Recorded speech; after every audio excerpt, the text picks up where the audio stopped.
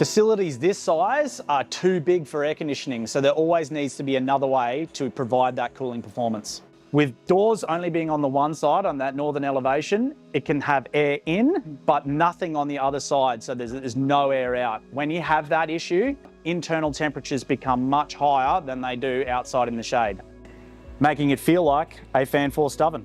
We were averaging about 36 to 38 degrees inside, and humidity was, getting close to, 80% on an average on a day-to-day basis. Our flying V18 1.8 metre extraction fans are perfect for a building this size. The placement of these fans is as far south as we can go on the roof as we can possibly allow, which means that when the extraction fans turn on, it pulls air from the northern doors through the whole facility and out through the extraction in the roof, creating a breeze throughout the whole facility.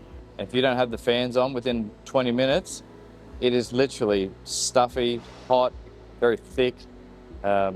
It's extremely noticeable when those fans are on to when they're not.